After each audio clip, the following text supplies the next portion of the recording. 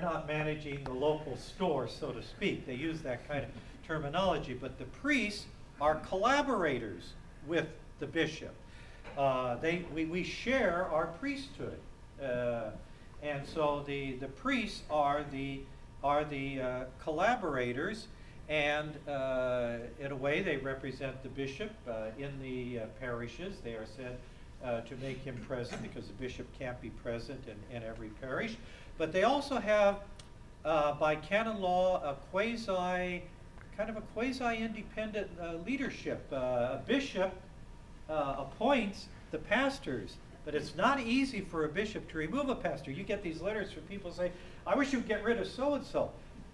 Bishops just can't up and get rid of, he would like to sometimes. He just can't up and do that because the priests are protected by canon law. They have rights to due process. And so there is a priest, when he is put in charge of a parish, is the spiritual leader for that parish. And he administers that parish. The bishop does not administer parishes.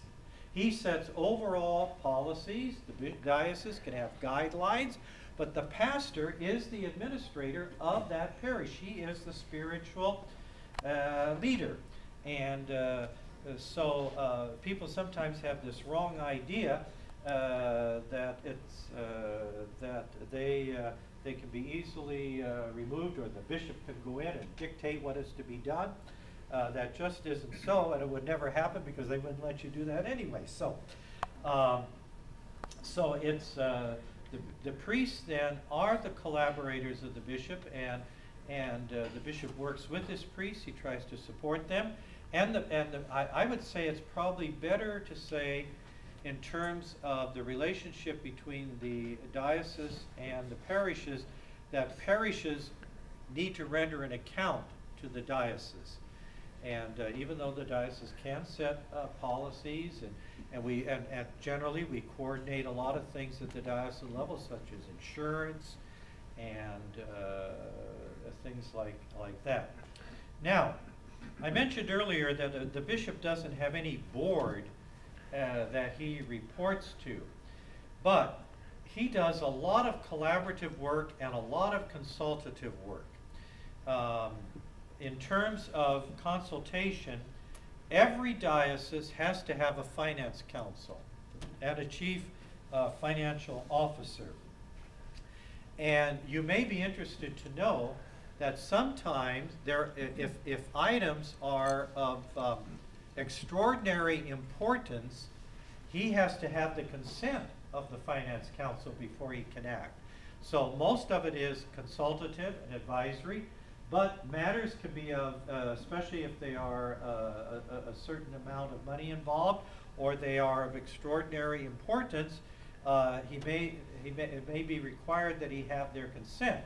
And the same, he has what he calls a college of consultors, a group of priests who are the consultors of the diocese, which he must consult. He must consult on a number of issues, and sometimes he must have their consent before he can act.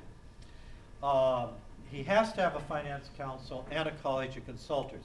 We now have in many dioceses, diocesan pastoral councils. These are not required, but they are encouraged and recommended, where the bishop consults in regards to the pastoral needs of the diocese. What would be a better term in terms of, instead of saying CEO? Well, I think shepherd is probably our canonized sacred term, but the word bishop itself means overseer.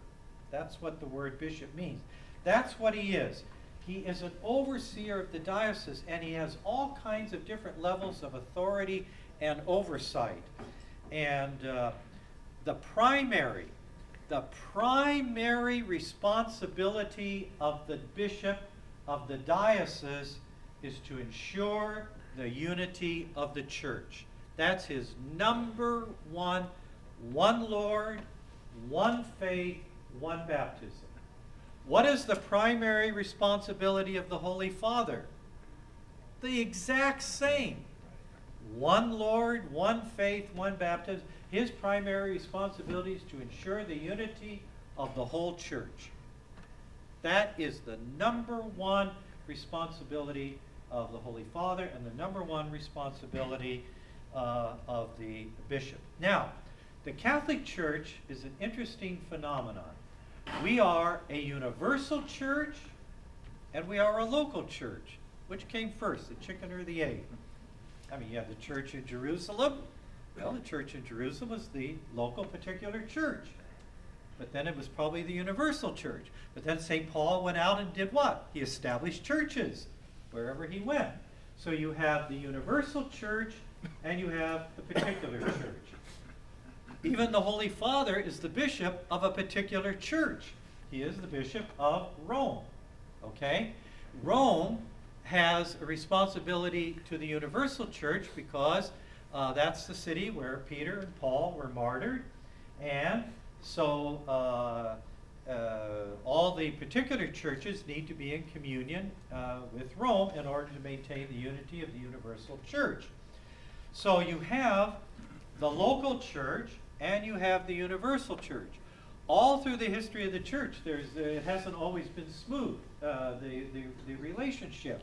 And especially, this is that I've been very involved in ecumenical affairs, and this is the crucial question in building unity with the Orthodox, is what is the relationship between Rome and the particular churches? And if you remember, when Pope John Paul II was alive and wrote his encyclical on Christian unity, he said, I encourage you to discuss how the role of the papacy should be exercised in today's world. Not in any way questioning the authority of the Holy Father, but how should it be exercised in this world today? How do we maintain the universal unity of the church and the integrity of the particular church? So the particular church is not a franchise of the universal church.